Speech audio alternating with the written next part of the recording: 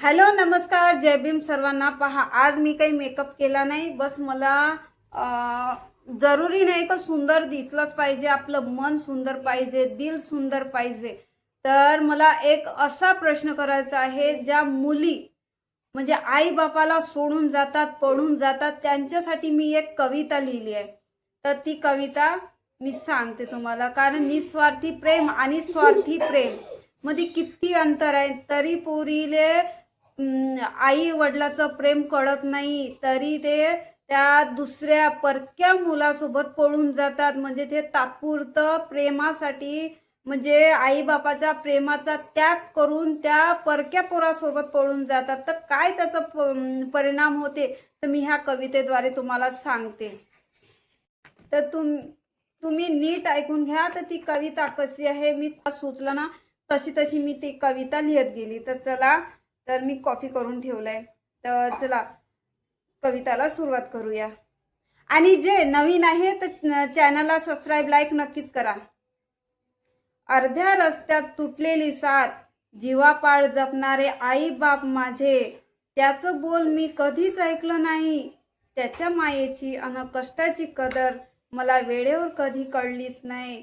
जीवापाड प्रेम करीन म्हणून त्याने मोठमोठ्या शब्दा अन भाकीत केली। त्याच्या गोड गोड गोष्टींना भुलून मी परक्या पोरासोबत पळून निघून गेले। घरच्यांचा विश्वासाचा चिखल करून त्याचा हात धरून रस्ता धरला। वाटलं होतं तेच माझं जग आहे, पण तोच माझा घात करायला निघाला। जेव्हा वेळीची परीक्षा आली समोर आणि संकटाचा डोंगर कोसळला, तेव्हा जीवापाड प्रेम करतो म्हणणारा मला अर्ध्या रस्त्यात सोडून निघून गेला। त्याला सर्वस्व मानून घर सोडलं, त्यानंच भयंकर धोका दिला। अडचणीच्या वेळी हात सोडून देऊन माझ्या भावनांचा खेळ मांडला। अर्ध्या रस्त्यात एकटी पडल्यावर आज माझे डोळे पार उघडले। परक्याच्या खोट्या प्रेमापेक्षा आई बापाचे शब्द मला आठवले, ज्यांनी रक्ताचं पाणी करून वाढवलं, त्यांच्या मायेची सर कोणाला येणार नाही। सोयीपुरतं प्रेम करणाऱ्या या जगात आई बापाशिवाय दुसरं कोणीच आपलं नाही, बरोबर ना? तर असं असते। हे मी कविता पडून जाणाऱ्या मुलींसाठी केलेली आहे, कारण असे खूप सारे मी असे पाहून राहिली, म्हणजे ज्या घटना घडल्या आहे, आई बापाचं बिलकुल ऐकत नाही आणि म्हणजे आपलं ते तात्पुरतं प्रेम त्याले खूप म्हणजे पुरं जीवन म्हणते माझंच आहे असं समजून त्या पोरासोबत पळून जातात। मग काय मिळते त्यांना? काही नाही, सुखी कोणीच राहत नाही। म्हणून आई बापाचं मन जपा, आई बापाचं प्रेम समजा, ते लहानाचं मोठं करते, किती कष्ट करते, तुमच्यावर एवढा जीव लावते आणि तुम्ही त्यांच्या प्रेमाचा विश्वासघात करता आणि त्या परक्या पोरासोबत पळून जाता।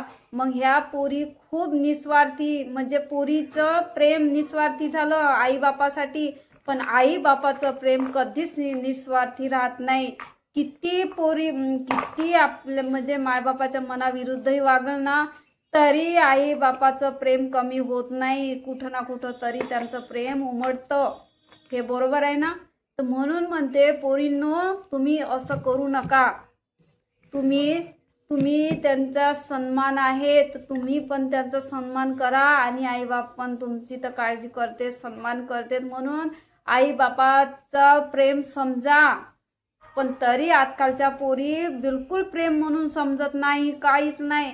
उल्लीचं प्रेम ते परक्या पोराचं थोडंफार थोड्याशा तात्पुरत्यासाठी प्रेम मिळालं का झालं म्हणते, माझं पुरं आयुष्य तिकडेच आहे म्हणते। आणि मग जेव्हा संकटात त्याने सोडलं तर मग तेव्हा त्याला आठवण येते आई बापाची, बरोबर ना? तेव्हा त्यांना कळते का आई बाप आपल्यावर किती प्रेम करते, आणि मग त्या पोरीले कळते की खरंच मी किती मोठी गलती केली, पण काय उपयोग? आपलं आयुष्य त्या पोरासाठी बर्बाद करून बसते। अशा पोरीनं खरं असं कधीच केलं नाही पाहिजे। मन दुखते, पोरी आई बापाचं मन दुखते, म्हणून त्यांची कदर जाणा आणि जेवढी तुमच्यानं सेवा होते आई वडिलांची तेवढी तुम्ही मनापासून करा. पण आई बाबाच्या विरोधात कधी जाऊ नका. त्यांना उंच तोंड करून कधी बोलू नका. प्रेमानं बोला. जे काही बोलायचं आहे प्रेमानं बोला. त्यांना समजते, ते तुमची भाषा समजून घेतील. तुमचं दुःख तुम्ही अगर असे रडून खचून बसले तर तरी आई वडिलांना समजते की आज माझ्या पोरीले काही ना काही दुःख आहे, समजून घेते. पण जो स्वार्थी प्रेम राहते ना तो कधीच कळत नाही त्यांना.